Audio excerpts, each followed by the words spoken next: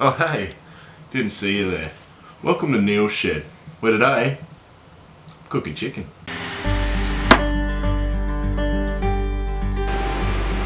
Hey, how you going? My name's Neil.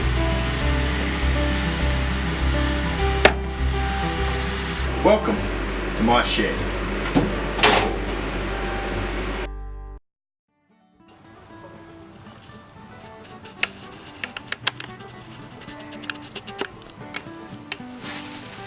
G'day folks, or should I say, good night, because this is a special episode of Nighttime Neil's Shed. Welcome. Welcome back to episode 3. Just like I promised, I'm going to show you how to safely light a fire. There's 3 quintessential steps to maintaining a pristine fire, and I'm talking pristine, like you'd want to watch it for hours, like a TV. The first step is you need this bad boy. You need something with a lot of surface area. Something that's going to catch a light. It's got to be real dry, and that's going to start our fire. And then you need something a little bit like this. Sticks, better known as kindling. So we put this on top of the high surface area stuff to get that going. Once that's done, you know what's next, folks? Good old Australian jarrah wood. Put that on there like so. That, my friends, is your fire, finished and ready to burn.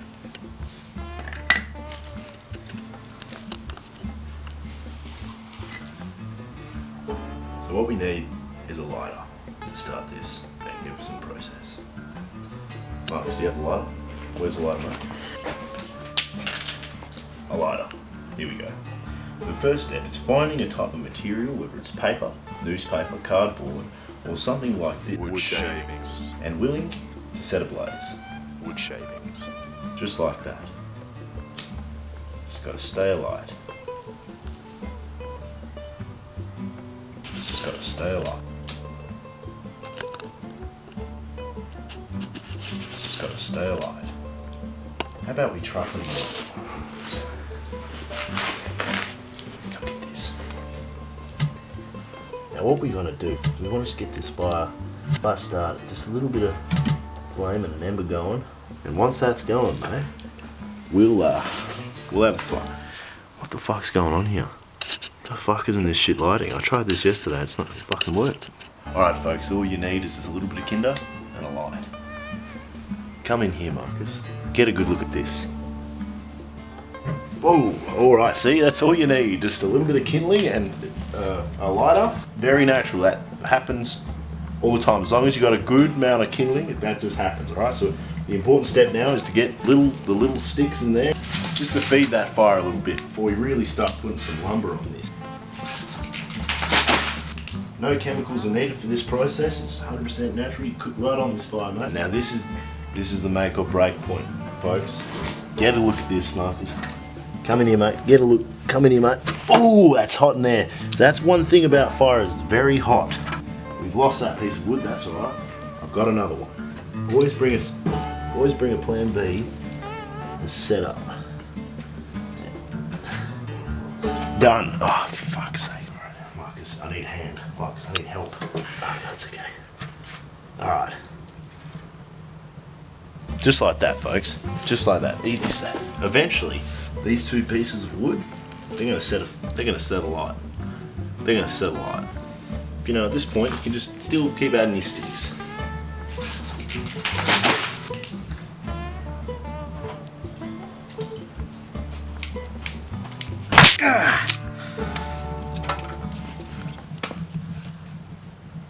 Fuck.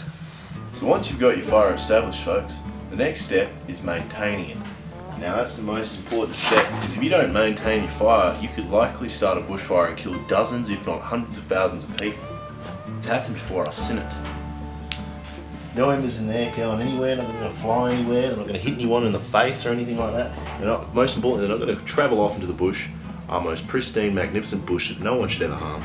As long as those embers stay far away from the bush, you've maintained your fire. Marcus, it looks like it's going out, dude. Nah, you good. Are you sure? If it looks like it's going out at all, don't worry, it's not. It's just struggling. And if it struggles, that's fine. We need to give it a little bit of a hand. Just by adding a little bit more, sticks.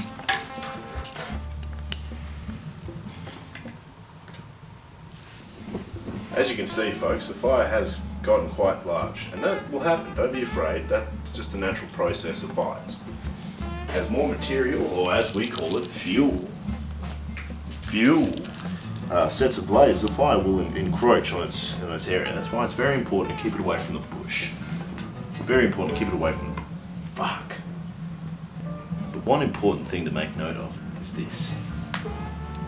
Right here. Fuck, that's on. One thing you may be noticing is there's not much smoke from this fire. But there will be. Rest assured, there will be smoke. When those embers really start catching, this place is really going to start smoking. That's why you need to maintain a large area, a large open area, where the smoke can freely bellow up into the atmosphere.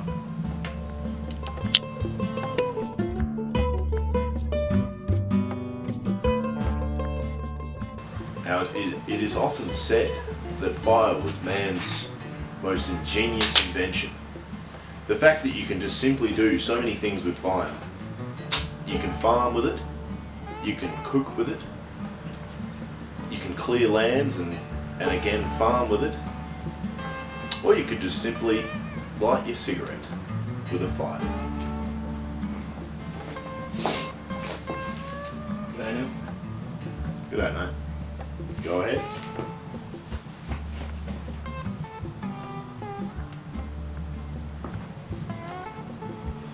Thanks, sir. Anytime.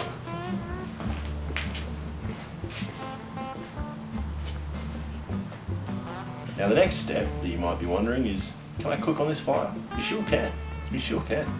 But what are you gonna cook? That's the real question. And tonight I brought some examples. Some examples so I can show you how to actually cook raw food. Here's a classic chicken breast. And another classic, spaghetti bolognese. So how I'm going to be cooking this chicken breast is simply just skewering it on this stick and chucking it straight onto the fire.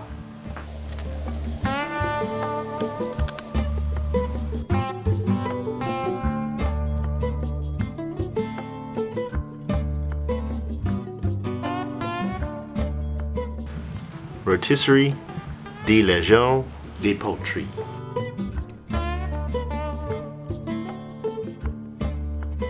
Now, cooking with a fire does take a long time, but I guarantee you the results are worth it.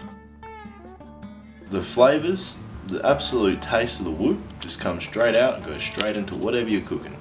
Whether it's chicken breast or spaghetti, you're going to have a great wood fiery smoky taste. Ain't the bush life great? You just come out here, look at the stars, cook a bit of chicken on an open fire. That's bloody Neil Shed, mate. If I've ever had any other words for it, that's Neil Shed.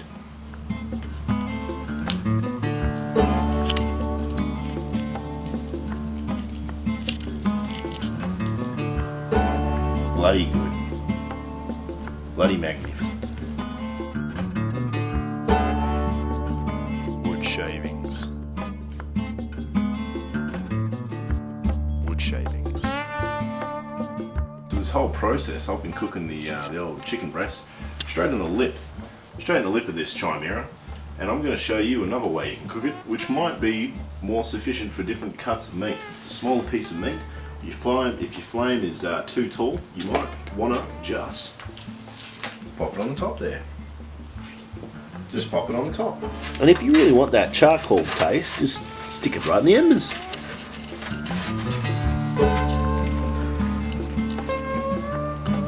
Beautiful. Now our chicken is thoroughly cooked to perfection. It's got a little bit of char grill and it's ready to eat. Now, just have to sort out the spaghetti bolognese. Now this is my mama's recipe, so that's a secret. You won't get to know. But I will tell you how to cook a good spaghetti on a fire. Check this out. It's as simple as this.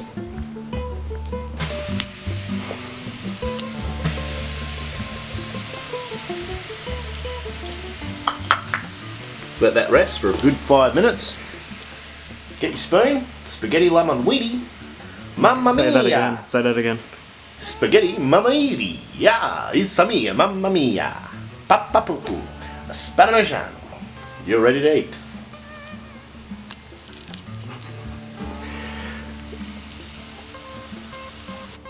Now our spaghetti's been cooking for a good 5 minutes now, and she's just about ready to pull out of the fire. So that means You think this is all fun and games?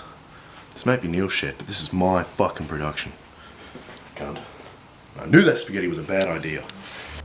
Alright folks, spaghetti lemonguini. It's been on the old fire for a good 5 minutes now and she's good and ready to eat. That means my chicken parmigiano, basic man style, is ready to go. We simply have to retrieve the payload.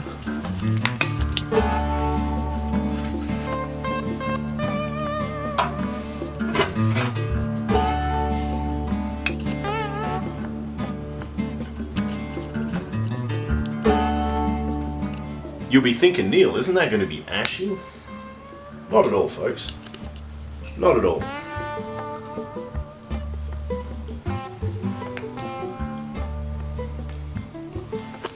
Mmm. Delicious. And let's try a bit of this chicken, this bird.